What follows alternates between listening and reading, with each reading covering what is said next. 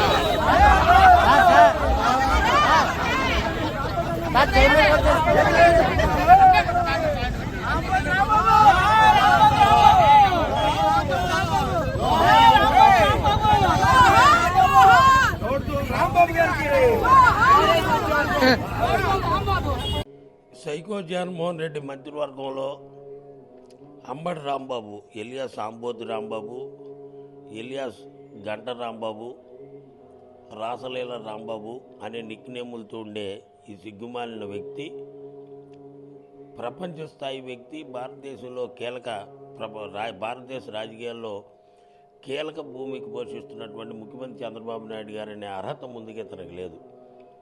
ఇతను 1989లో శాసనసభ్యుడు, మరలా పెదకూరపాడు నియోజకవర్గం నుంచి 2019లో అంటే 30 ఏళ్ల తర్వాత ఇతను శాసనసభ్యుడిగా ఎన్నికయ్యాడు. అంటే ఇతను క్రెడిబిలిటీ ఏంటో మీరు ఆలోచించండి. ఒక ముఖ్యమంత్రి స్థాయి వ్యక్తిని, ఒక ప్రపంచ స్థాయి వ్యక్తిని దుర్భాషలాడుతూ అనేది చాలా నీచం. ఈ సైకో జగన్మోహన్ రెడ్డి గత పరిపాలనలో ఇంకా అదే పరిపాలన కొనసాగుతుంది అనే అధికారం ఒత్తిలో ఉండి, మొన్న మీరు చూసారు రోడ్ల మీద జగన్మోహన్ రెడ్డి జన్మదినానికి నడి రోడ్డు మీద పొట్టేళ్ళు కోసి రక్త తర్పణాలు చేయటం, ఏట గొడవలతో కేకులు కోయటం. అంటే ఇది రాజారెడ్డి రాజ్యాంగం ఇంకా అమలు చేయాలని ప్రయత్నం చేస్తున్నారు. కూటమి ప్రభుత్వం ఇది ఒప్పుకునే పరిస్థితే లేదు. ఈరోజు తూర్పు నియోజకవర్గంలో ఉషోదయ కూడల్లో దిష్టిబొమ్మ దగ్ధనం చేయటం, మహిళలు కూడా ఎంబీపీ పోలీస్ స్టేషన్లో ముఖ్యమంత్రి గారిని దుర్భాషలాడారని పోలీస్ స్టేషన్లో కంప్లైంట్ ఇవ్వడం కూడా జరిగింది. ఇది సభ్యతా సంస్కారం ఉన్న రాజకీయ నాయకుడు ఎవరు అనే మాటలు కాదు. అనేది సిట్ రిపోర్ట్ ఇచ్చింది కదా, నువ్వే సెంట్రల్ గవర్నమెంట్ దర్యాప్తు అడిగావు, నిగ్గు తేల్చింది. దాని మీద ఇంకా నువ్వు దానికి వ్యతిరేకంగా ఆందోళన చేస్తానంటే ఎలాగ ఉంటుంది? ఇప్పుడు పవిత్రమైనది కలియుగ దేవుడు, కలియుగ దైవం వెంకటేశ్వర స్వామి ప్రపంచవ్యాప్తంగా అనేక లక్షల కోట్ల మంది భక్తులు ఉన్నారు. అది సెంటిమెంటు. దాంట్లో కల్తీ నెయ్యి చేయటం ఏంటి? అంటే హిందూ మతాన్ని పాడు చేద్దామనా?